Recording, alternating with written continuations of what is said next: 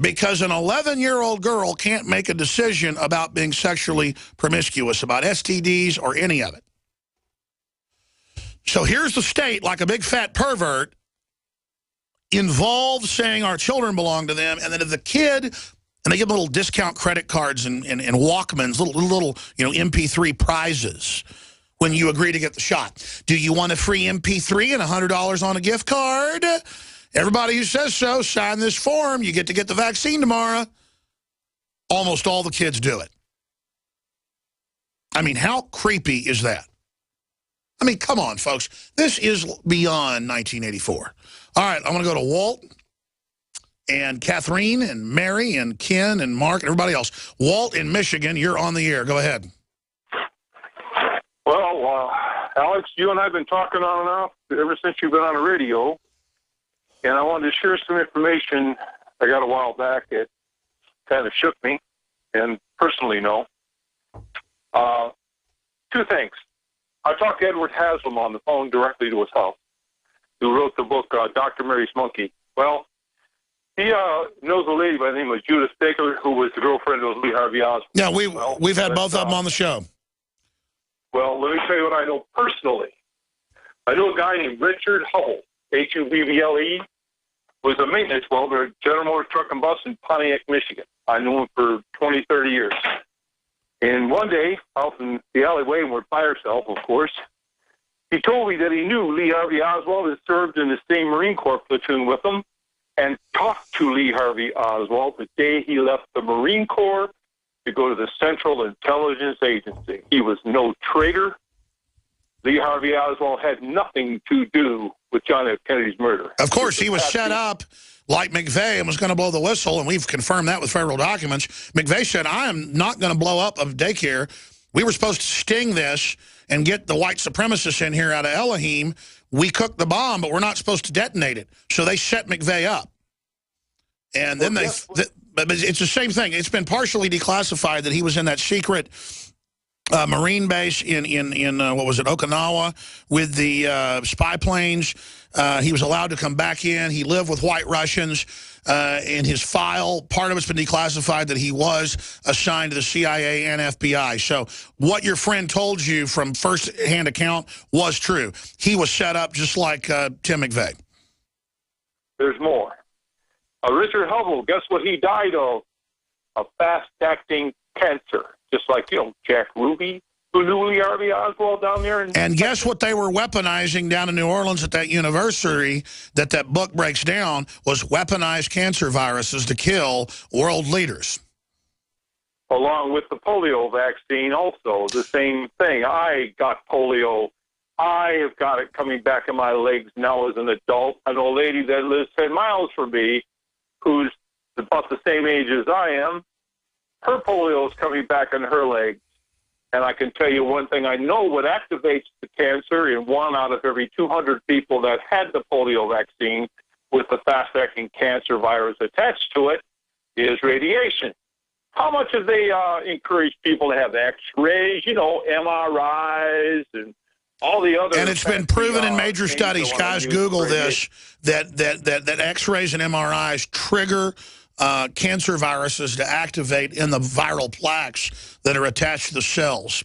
You know your stuff, buddy. You've done some research. And more. I'll tell you something else. This idea of reducing population goes back a long ways. I think there was a guy in England or Europe, I can't remember the guy's name, but I read the article about it, and his statement, we've got to do something about there's too many people in the world. We got to get rid of some. And what better way? Yeah. War, famine, disease, pestilence. You're talking about Prince Philip, Prince Charles, Jacques Cousteau, Ted Turner, Bill Gates, Warren Buffett. They're all part of the same club. They meet secretly once a year at Rockefeller University in New York. And it got leaked 6 years ago, in ABC News and London Guardian that they were, quote, establishing an alternative world government to carry out these operations. Henry Kissinger also wrote a book called Global 2000 Report to the President back in 1979, 1980, recommending 5 methods to get rid of people: war, famine, disease, pestilence. That's right. We should do a flashback on Henry Kissinger's report to the president on exterminating the public. That is an important declassified document. Yeah, folks, these are very sick people. Thank you for the call, Walt. They fix your leg when it's broken. They can help you with this or that. They'll even treat the tumors that that you got from the polio vaccine. That's on record. When I say on record, I mean it really is on record. And the system just hopes you don't look into all this. Once I ran to you, now I run away from you. Mark in New Jersey, powerful callers today. So many people calling in who got the polio from the polio vaccine. I mean, my grandmother was told by her doctor she got it from it. And people were so, pro-America after World War II, they'd be like, well, it's just a mistake. Nothing's perfect in the fight against this. But you look at the numbers, it was spreading it just like it is today, just like the measles, just like the insert says. I mean, how do you get around that, Megyn Kelly, Barack Obama? Go ahead, Mark, you're on the air. Yes, sir. Thank you. You inspire me to be brave. I'm 55 years old, and in 2000, I went to Rutgers University to get a college degree. And I was a year into it, and they told me that I had to have an MMR, measles, mumps, rubella shot. Otherwise, I could not receive the grades that I paid for and earned. I went to a doctor. They gave me a titer test to see if I had antibodies, and I had no antibodies, and the price for the test was $700, and the insurance did not cover it. They gave me my first MMR injection.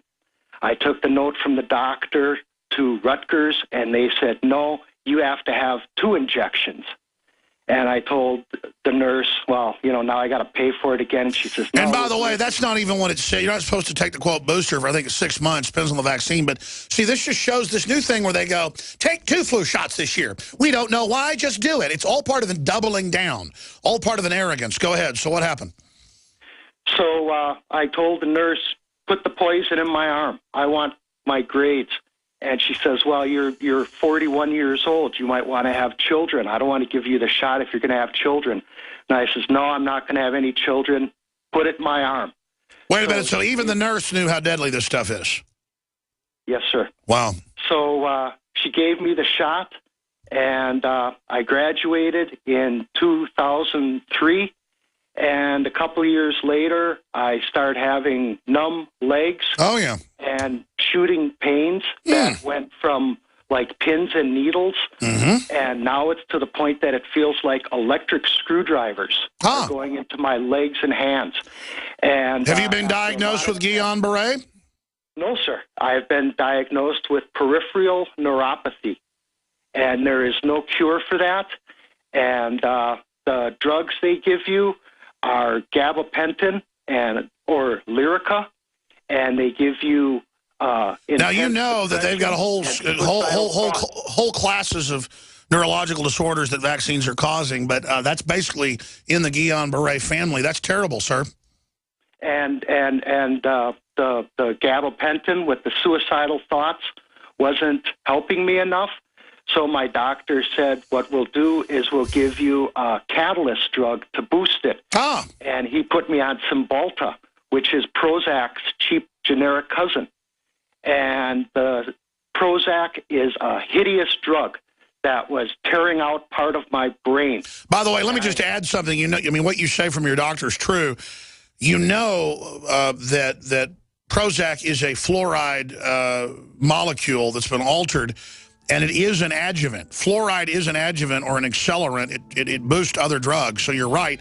That's why they add the fluoride to the water, is to boost the other trace drugs that are being put into the other food chain. I'm sorry to hear this happen to you, sir. And you're saying you believe it's directly connected to the vaccine? They have no way of knowing, and they're willing to do a lot of expensive and painful tests on me, and there's no cure for it anyway. Well, that's the story. It's soft kill. March.